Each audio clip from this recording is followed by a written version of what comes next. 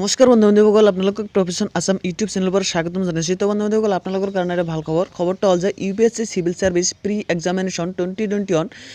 712 vacancy. তো বন্ধু-বান্ধৱীসকল, আপোনালোকৰ কাৰণে UPSC চিভিল সাৰ্ভিসৰ পৰা 712টা ভেকেঞ্চি ওলাইছে। তো ভেকেঞ্চি কেইটা আপোনালোকে কেনেকুৱা ধৰণে এপ্লাই কৰিব, তো বন্ধু-বান্ধৱীসকল আপোনালোকৰ লাষ্ট ডেট কেতিয়া হ'ব আৰু কেনেকুৱা ধৰণৰ এই ভেকেঞ্চি কেইটা ভাগ বিভাগ কেনেকুৱা বিভাগত আপোনালোকে এপ্লাইটো কৰিব পাৰিব। তো বন্ধুসকল, আপোনালোকৰ কাৰণে নিশ্চয় এইটো ভাল খবৰ কি আপোনালোকে সকলোৱে এইটোৰ কাৰণে এপ্লাইটো কৰিব পাৰিব, কিয়নো আপোনালোকে সকলোৱে কেনেকৈ এপ্লাইটো কৰিব আপোনালোকে ভিডিঅ'টো স্কিপ নকৰি শেষলৈকে চাই থাকিব আৰু আপোনালোকৰ কেনেকুৱা কোৱালিফিকেশ্যন হ'লে এইটোৰ কাৰণে এপ্লাইটো কৰিব পাৰিব মই আপোনালোকৰ সন্মুখত ডিটেইলছ কৈ আছোঁ। আৰু আপোনালোকৰ কেনেকুৱা সাৰ্টিফিকেট লাগিব, তো বন্ধুসকল আপোনালোকে চাই থাকক, ভিডিঅ'টো স্কিপ নকৰি আহিলে কিয়নো স্কিপ কৰি চালে আপোনালোকে একো বুজি নাপাব। তো আপোনালোকৰ এইটো লাষ্ট ডেট হ'ল এপ্লাই কৰাৰ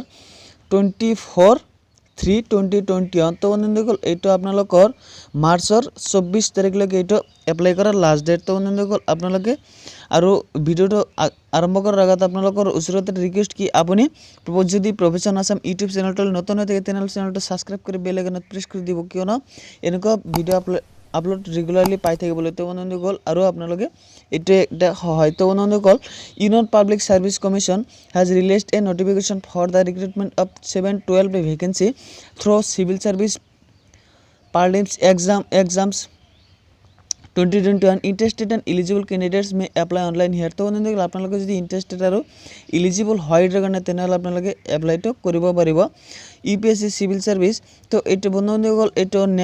নেম অফ এক্সামিনেশ্যন আপোনালোকৰ এক্সামৰ নামটো হ'ল চিভিল সাৰ্ভিস পাৰ্লিমিনাৰী এক্সামিনেশ্যন 2021। এইটো ভেকেঞ্চিৰ সংখ্যাটো 712।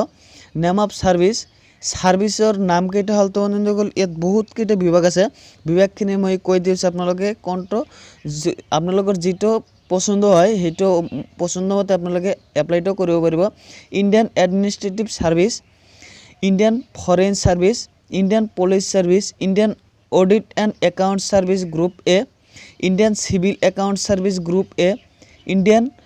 Corporate law service group A, Indian defence account service group A, Indian defence estates service group A, Indian information service junior grade group A, Indian postal service group A, Indian P&T account and finance service group A, Indian railway protection force service group A, Indian revenue service customer and indirect taxes and group A, Indian revenue service income tax group A, Indian trade service group A grade 3,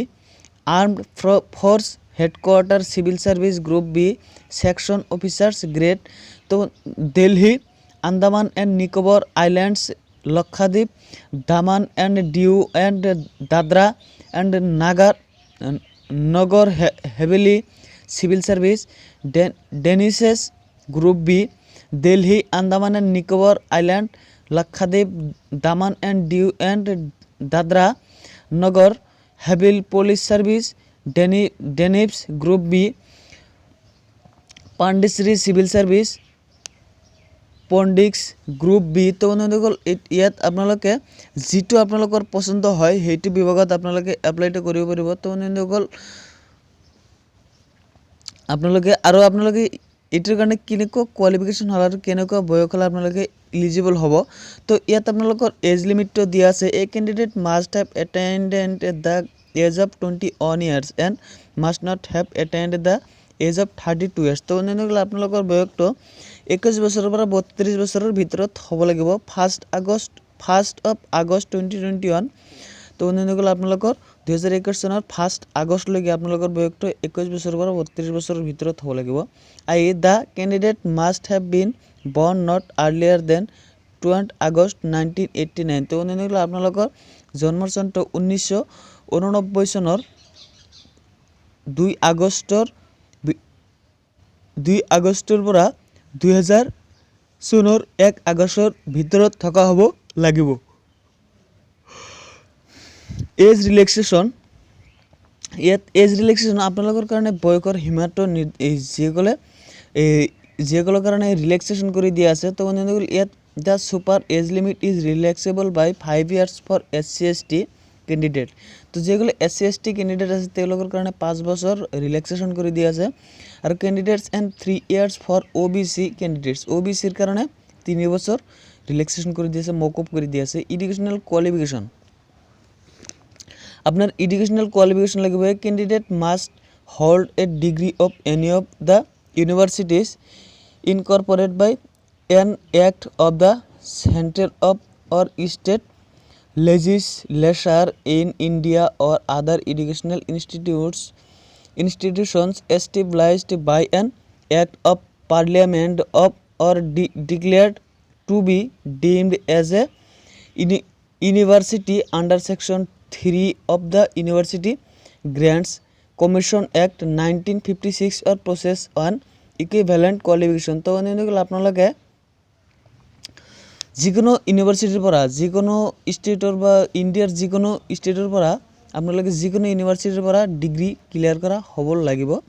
UPSC civil service examination scheme তো আপোনালোকৰ examination স্কিমটি হ'ব The civil service examination will consist of 2 successive stages civil service preliminary examination objective type for the selection of candidates for the main examination and civil service main examination written and interview তো বন্ধুসকল আপোনালোকৰ written examination আৰু interview তো হ'ব for the selection of candidates for the various service and post noted above তো বন্ধুসকল examination center তো বন্ধুসকল আপোনালোকৰ examination center তো হ'ব যোৰহাট and দিছপুৰ যোৰহাট আৰু দিছপুৰত আপোনালোকৰ examination center তো হ'ব আসামৰ আৰু এপ্লিকেশন ফিজ তো হ'ব জেনেৰেলৰ কাৰণে 100 টকা SC ST female and PWBD ৰ কাৰণে nil payment mode depositing the money in any branch of SBI by cash net banking credit debit card তো বন্ধুসকল ক্রেডিট কার্ড ডেবিট কার্ড আপোনালোকে যিকোনো এটা SBI বেংকৰ পৰা আপোনালোকে এটো পেমেন্ট কৰিব পাৰিব how to apply for UPSC civil service তো বন্ধুসকল আপোনালোকে কেনেকুৱা ধৰণে এপ্লাই কৰিব candidates are required to apply online by using the website https UPSC online.nic.in the online application can be filled up to 24th March 2021 till 6 PM তো বন্ধুসকল আপোনালোকে 24 March লৈকে এটো এপ্লাই কৰিব পাৰিব ইম্পৰ্টেন্ট ডেটস কিনে আপোনালোকে মনত ৰাখিব লাষ্ট ডেট 24/3/2021 তো বন্ধুসকল last date of payment 23 last date for fees payment online 24 date for online application withdrawn 31 date of civil service pre-exam 27/6/2021 তো বন্ধুসকল জুনৰ 27 তাৰিখৰ পৰা আপোনালোকৰ এক্সামটো আৰম্ভ হ'ব তো বন্ধুসকল আপোনালোকৰ সুবিধাৰ কাৰণে মই এই লিংকটো এইটো ভিডিও ডেসক্ৰিপশন বক্সত দি দিম আপোনালোকে তাৰ পৰা ডাইৰেক্টলি এপ্লাই কৰিব পাৰিব আৰু যদি ভিডিওটো ভাল লাগে এটা লাইক কৰিব এটা কমেন্ট কৰিব আৰু শেয়াৰ কৰি বন্ধু-বান্ধৱীসকলক জনাই দিব আৰু আজিলৈকে মানে নেক্সট ভিডিওত আকৌ লগ পাম ভিডিওটো চোৱাৰ বাবে সকলোকে ধন্যবাদ জ্ঞাপন কৰিছোঁ।